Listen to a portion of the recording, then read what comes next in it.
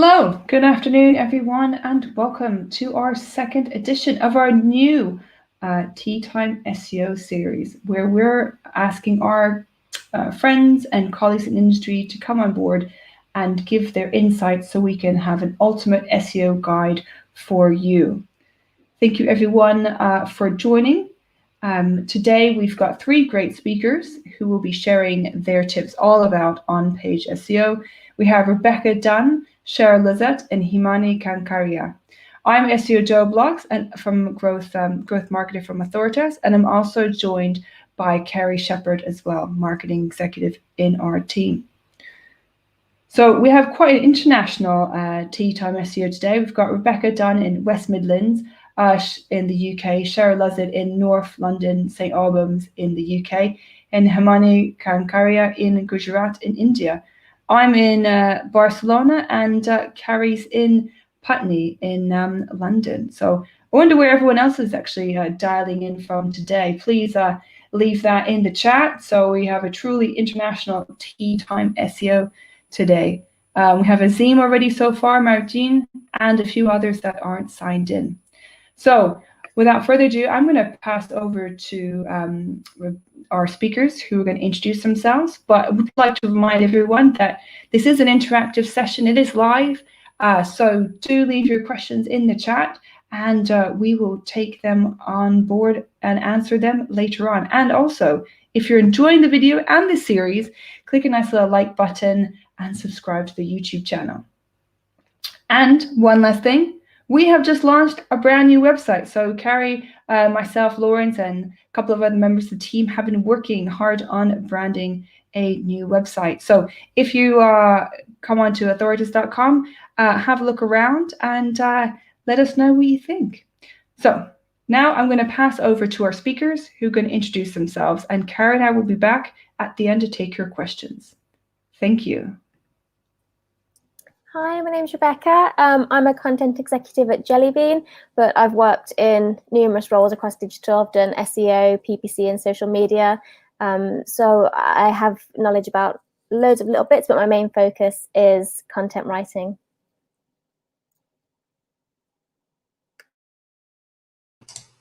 Hi everybody, my name is Cheryl Luzet and I'm the founder of Wagada. So we're a digital marketing agency. I've been working in SEO for way too long. I think I really feel quite old when I speak to other people in SEO, because I think a lot of them seem to be a lot younger than me.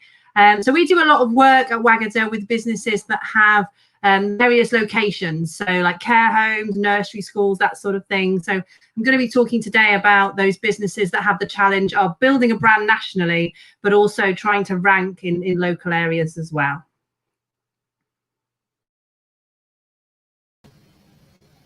Hey everyone, I'm Himani Kankaria. I'm an e-commerce marketing consultant at Ecom Kida, and I bring 10 years in driving a 3x organic growth year on year for multiple businesses across industries.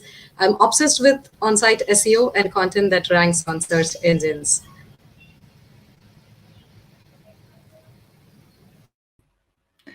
Thank you very much to our speakers, and I just wanted to say hello to some of our audience members who've come and joined us, Marat, Georgie, Ole, Marina, and Azim, and I hope everyone's also got their tea for Tea Time SEO. Perfect. And I will now pass over to our speakers who will then share their tips. We'll see you a bit later.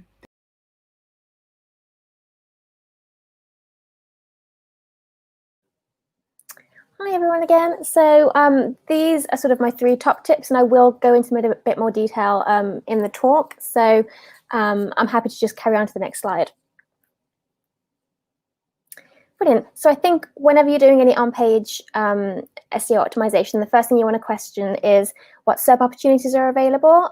Traditional ranking is still a key player. You still want to get those search terms to be as high up in the SERPs as possible, but there are so many more options available. And the main aim is to take up as much space in the SERPs as you can, so that people can't see your competitors. And leveraging schema markup will really help with that. So whenever I look at a page, I always ask myself, how can I achieve X on the page? And I'll go into a bit more detail on the next slide. So essentially, if you were trying to if you're looking at an SEO page, you would ask yourself, okay, I want to rank for a featured snippet, which is the top left here. How can I achieve that? The bottom left and the top right are examples of site links, extensions. The JellyBean one takes up a lot more space, so that's the kind of thing that you really want to aim for. And then you also have your people also ask boxes that you're going to want to try and rank for as well. So the idea is to choose one or your traditional ranking and try and optimize for that. So this is a really long project, but it's something that I really recommend everyone does. So it's not something that you do the first month the client comes on board, it's an ongoing process. And essentially you grab all of your URLs, you throw it in a spreadsheet and you ascertain it apart of the funnel. And then you ask yourself, okay, if it's the awareness phase, what audience am I targeting? What goal do I want them to achieve? We don't want every single page to be hitting conversions or service signups. We'll want them to click on internal links or sign up to newsletter signups and stuff. So having a clear understanding of that will not only help you, but it'll also help the team around you when it comes to how they market on those pages. I also wanted to touch on colloquials. This is particularly for the finance sector, and I know that a lot of finance clients will want you to use the correct terminology, but that's not always going to be possible depending on the audience that you're targeting and where they are in the funnel. So it may be that you sort of meet the client halfway and you create awareness pages where you do use the jargon, and then you sort of internally link to move them onto a page that gives them a bit more education and teaches them the correct terminology before then moving them onto a page where they can understand what we're talking about and then also make the conversion. Yeah. And I just sort of wanted to wrap up because I know I've only got 5 minutes, so I'm trying to talk very fast and I'm very out of breath. Just a few checks that you might want to do when you're doing some on-page SEO for a finance website. So we've touched on the first couple. So what stage of the funnel are you targeting? What internal links are pointing to that page and where does that sit in the funnel? And where are you linking to from that page? How are you helping the user journey? Ask yourself whether you should be using formal or colloquial terminology. And then the next thing I wanted to touch on is reviews and testimonials and where they're positioned on the page. I've seen many websites where the reviews and the testimonials have pushed really far down, and it's a fantastic trust signal. So the higher up the page, in my experience, when I've been shopping online or looking for a service, if I see a testimonial first, that really resounds with me and it really helps build the trust. Similarly, are you showcasing that you're part of any industry bodies or that you've won any awards? That will also help build the trust and will help move people down the funnel and further towards a conversion. And then finally, what FAQs and guides can you create that will support and help educate the people to then bring them down to that place where you want them to convert? JellyBean wrote a blog about FAQ schema if you want to have a look at that. And similar for e-commerce websites, you want to be looking at the funnel, you want to be looking at the internal links, but then also you want to be asking yourself, is there enough content on the page? I'm not one of those people that say you need to have X amount of words on a page in order to get it to rank, but you do want to ask yourself whether you're telling a story as well as trying to sell a product. That will really help your audience connect with you and help get them a bit more on your side. Reviews and testimonials, again, are they positioned in the optimum space? Can you test that? Can you experiment with it? What kind of schema markup can you use to help educate, instill trust, just get people over the bridge?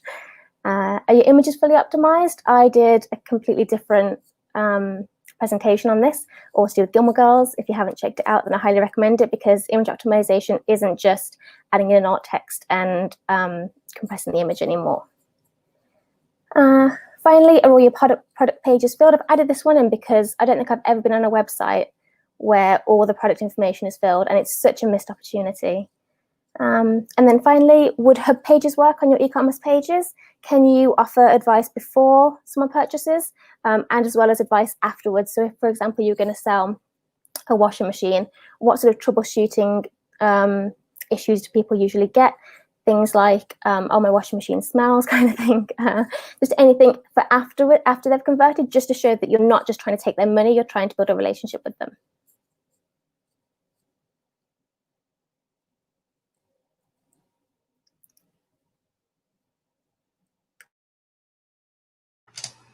Hi again, everybody. So with 46% of searches being local searches, it's well worth trying to think about local SEO if that is relevant to your target audience. So one of the things that we found is that local searches tend to have much more of a higher purchase intent. So, and that kind of makes sense. So if someone is searching for a product or service plus the location, then they are at a point where they are looking to buy that product and service at that point. Do you want to move to the next slide? So any talk about local SEO wouldn't make sense without at least mentioning some of the other key things that are important on top of on-page optimization. Obviously, you have to think about the signals that you're giving out from your website when you're thinking about local SEO. Things like your Google My Business profile, we've definitely found that reviews play a key role in your ranking. Things like online PR, your mentions, events, you know, the proximity of the searcher as well is pretty key. But what we're going to focus on today is very much around the content, so local content that you have on your website and the on-page factors. So my tip number one is about testing and tweaking. So one of the most fascinating thing about local search engine optimization is that what works in one area might not work in another, and what works for a plumber might not work for a doctor. So very much try something out, see what works. If it works, do some more. If it doesn't, try something else. So local on-page SEO is very much an iterative process. My tip number two is about keyword research. So you can do keyword research to identify what people are searching for in your area and the types of phrases that they're using. So are they searching for bike shop Birmingham? Is it bicycle shop Birmingham, bicycles Birmingham? So you can work out what the phrases are that people are searching for most often, and you can focus on those. And don't forget the long tail phrases, the long tail keyword phrases that you can use for local blog content. So having blog content on your website that is locally focused boosts your relevancy to that area, but also boosts your findability. So people in that area putting in search phrases around some topics that you've written about on the blog helps people to find your website and can build your brand. So my tip number three is about relevancy. So all the normal rules of on-page optimization about title tag optimization, meta descriptions, all those still apply. You do have to be a little bit more careful about optimizing to not stuff the location keyword in too much. It's very easy when you're using a location keyword to use that too much. So, you know, the most important thing is it's got to sound natural. It's going to, you know, it can't look stuffed. One of the things you can do as well is mention other local landmarks in your content. Google knows where those places are. It knows they're local to you. It knows they're relevant. So if you're mentioning those, that boosts your relevancy for that particular area. And then also don't forget, really important, about the consistency of your name, address, telephone number on your website alongside your Google My Business and other areas where you might be mentioned off your own site. So my tip number four, and when you're creating location pages for your website, the key is to make them really, really useful. So they've got to count, they've got to be helpful to people, they've got to be comprehensive.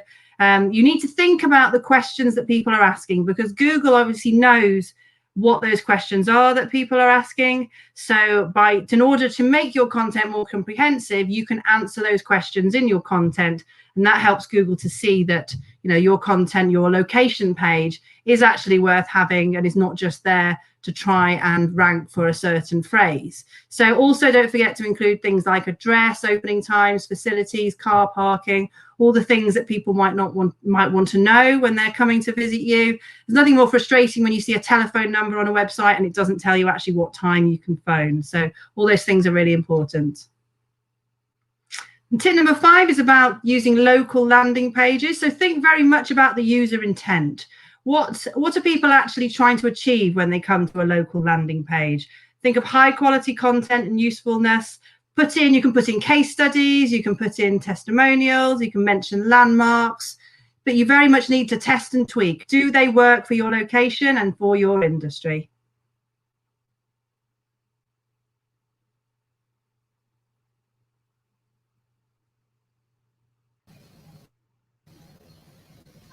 So that was wonderful by Cheryl and Rebecca.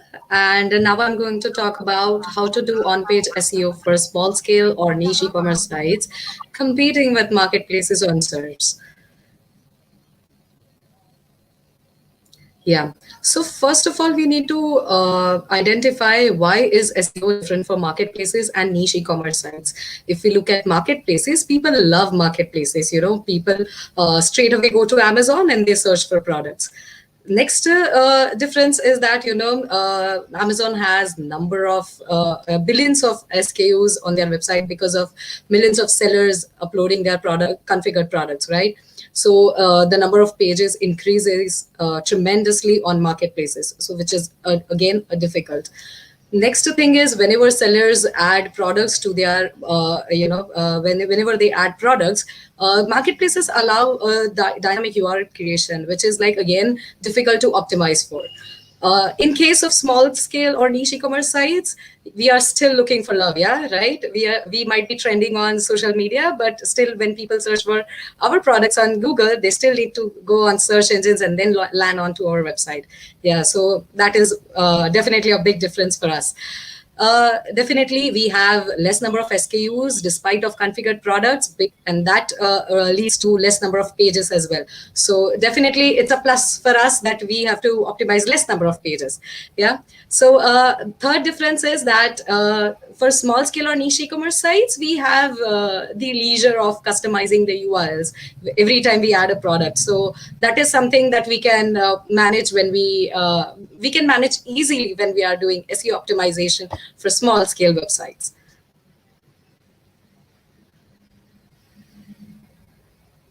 Let's move on. Yeah.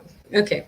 So how to begin SEO for small scale or e-commerce, niche e-commerce websites? First of all, we need to identify the competitors that are available on the search engines. Yeah. So for that, SEMrush and Ahrefs are definitely wonderful tools that help us identify the keywords that they are ranking for, what are the top pages, the categories they are targeting. But the most important thing is to also identify where we are lagging, right? So we have to identify that, what are the SEO issues that we have currently on our website. For that, Screaming Frog is like amazing. Again, to identify the gaps between our site and the competitors, SEMrush and Ahrefs are amazing. But for that, we need to export the findings in Excel or Google Sheets, as it will help you with optimizations in the future.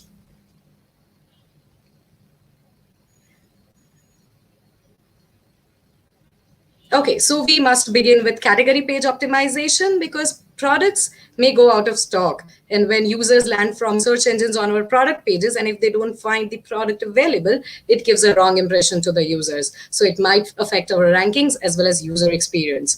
So even if you look at the rankings of marketplaces, even marketplaces rank for category pages. So we must focus on optimizing the category pages for first. Also, when it comes to designing the category pages, we need to look at the design marketplaces are following, but we should not forget that the US expectations are different for niche e-commerce websites. Also, when it comes to optimizing category pages, we must add a few paragraphs either on top or at the bottom of the page to make sure that Google understands or other search engines understand what the entire page is all about. Okay, so now let's begin optimizing product pages. We must begin with finalizing the keywords that we are going to target for each of the products. For that, we can select the keywords from marketplaces and Google search suggestions that we found at the bottom of the search results pages. Then we have to use keywords in the URLs. As we have limited number of pages on our small scale or niche e-commerce sites, we can have that leisure of customizing the URLs with the targeted keywords, but make sure you don't make them too long.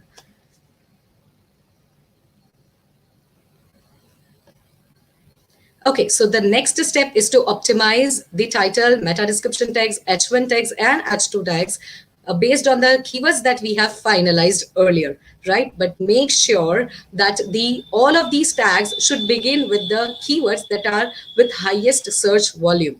You can see in the examples that all of the marketplaces follow the same strategy, but we have to make sure that it follows our own product information as well. But you do not have to use product attributes such as size and color, etc. in all of these tags. Next is optimizing images. Definitely, each of our product pages will have more than 2-3 images to showcase how our products look. So definitely they should load faster and without affecting their quality. Also, to help search engines understand the images properly, we need to add alt attributes considering the targeted keywords. Next, please. Okay, so now the most important step is to add product description. We must add a detailed content on the product pages. You can have a look at the example that I've shared. You won't believe that this is just the half of eBay product description that I've brought for the product detail page. They have other things as well, and which was quite long. So you can add, features, benefits, how-tos, reviews, company information, everything that you can add into this detailed product description. Next, please. Okay, so yes, like Rebekah and Cheryl said, we should not underestimate FAQs, because those are the questions that are going to help not only users, but even search engines understand that how we are helping our users with the answers. So you can select the questions from marketplaces. People also ask Q&A on Google and questions that you receive either on email or social media. Next, please.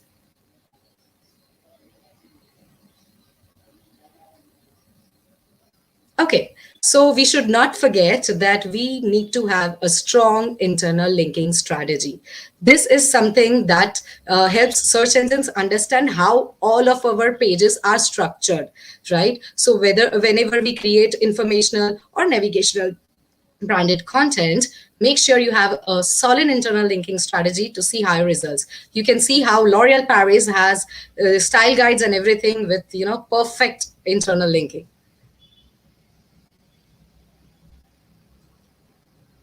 Okay, so these are the last 2 steps of optimizing the product pages.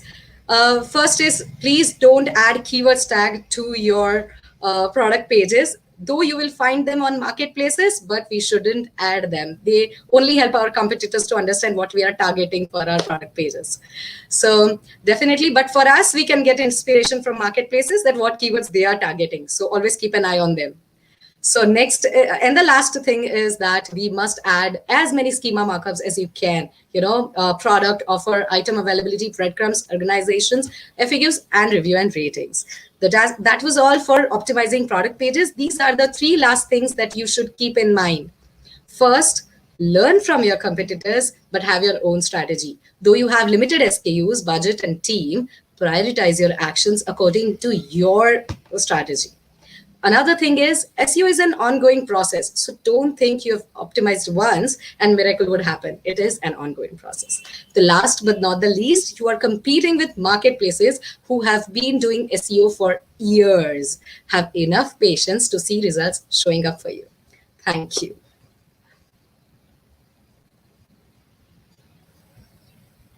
So, thank you very much. We have so many great tips that have been shared by our speakers, and appreciate you taking the time to be with us today. And obviously, Himani over there in Gujarat, it's a bit later for you, so thank you. I'm going to pass over to Carrie because we've got quite a few questions to get through. We want to answer as many as possible. And thanks everyone also for dialing in and telling me where you're coming in from. We've got International Tea Time SEO today. So over to you, Carrie. Great, thank you, Jo. So the first question we have is for Rebekah. There are 3 different parts of this question, so I can repeat it if you need me to. Do you do a content audit where you assign the intent to the pages? How do you decide what intent goes to the page? And do you check search results for relevant queries and seeing what Google says? Yeah, so I do content audits, but I don't feel like it's a one-off project, and I don't do it all in one go. I grab quick wins first and foremost, and then I start to every month I sort of add to the audit. So I may start, if it's an e-commerce site, for example, I may start with a particular category that I know the client really wants to do well for, and sort of look at the page, how it works in terms of the entire website and what we want to do with it. And yeah, I definitely do go onto Google to see, well, what what's feature snippets are available, what people also ask boxes are available, because it really helps with my content to know what people are looking for and the kind of language that they're using and where they are in the funnel. Great, thank you. We have a question here for Cheryl. What tools do you use to utilize for local SEO? Trying to think what tools we use. Obviously, we use all the normal range of SEO tools. So the Screaming Frog, we use Keyword Finder for keyword research. So we use the whole range of tools. I'm not sure. I'm trying to think what we use specifically. I mean, we use Whitespark to identify citations sometimes for local SEO. That's quite good because you can put in competitors' websites and it'll tell you what citations they've got. But there's not, I can't really think of many tools we use specifically for local SEO that we don't use for other SEO. We use SEMrush as well to test our rankings. So yes. Great, thank you. And we have another question here for Himani. How many internal links to each page are enough? How do you prioritize what to optimize first? Okay, so if we talk about internal linkings, it is like, it depends on how informative or long content that we have. Usually what happens is that for e-commerce, it is something that internal links are much more concrete compared to external links or backlinks, would we say. So for that, we need to make sure that we have internal links, at least, a paragraph or two paragraphs would be fine. That is what almost we have been doing for other e-commerce sites as well, and they have been working amazing. So that is for internal linkings. And if we talk about prioritizing, I guess I tried placing things as my priority. So first we will begin with, title. First we will begin with URLs, and then we will go forward with title, meta description, H1, H2 tags, image alt attributes, and everything. So that is how, the priority should be, because that is how we get more results fast. Great, thank you. And we have one final question, which I'm just going to ask to all of you to give a quick answer to. What will be your keyword selection strategy for a new website? Yeah, Himani, you can go first. Okay, so for keyword selection, I would first check out my competitors, and then I will use the Google search suggestions that I get, and then I will look forward for other tools that can help me with finalizing what we can select and what not. Great, thank you. Rebekah? I tend to use SEMrush and topics.seo just to give me a good idea of the kind of search terms to consider. And then I also use alsoask.com to get an idea of people also ask boxes that I could try and steal. And finally, Cheryl? So one of the things we would use to identify more of the longer tail keywords would be the tool Answer the Public, which is a really nice way of identifying the sort of questions that people are asking and the sort of longer phrases that you can incorporate in your blog titles and news pages and other sorts of content. Great, thank you guys so much for that. I think that's all we have time for today, so I'll hand back over to Jo. Thank you, guys. Yeah, thank you very much, everyone. I think just another question came in, so please add that to the chat, Fateh. I'll be tagging Rebekah, Cheryl, and Himani on Twitter and LinkedIn later. So we've had a great international tea time SEO. I think we've got it across 3 continents and more than 7 countries. I also want to give a shout out to Amarinda Singh.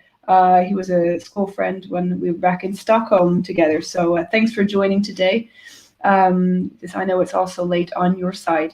So we are continuing with ultimate SEO guides for next week as well. We have 3 speakers talking about the ultimate guide to content strategy. I just wanted to say a big thank you to our 3 speakers for today. And we will have a follow-up guide that we're building on our brand new website, and you'll be able to download it and get lots of interesting tips as well. And we are doing a webinar on October the 7th. So we will send out information to some of you if you have not already received it from Carrie. It'll be at 11 a.m. on October the 7th, and we're going to be taking you through the new features and the brand new upgraded platform of Authoritas. So thanks everyone for joining today, and I hope to see you all next week when we have another ultimate guide to tea time SEO. Until then, I'll be posting a few things on Twitter and so with Carrie. So please feel free to continue the conversation there. And if you've enjoyed this series, click the like button and subscribe to the YouTube channel. Thank you. We'll see you next week.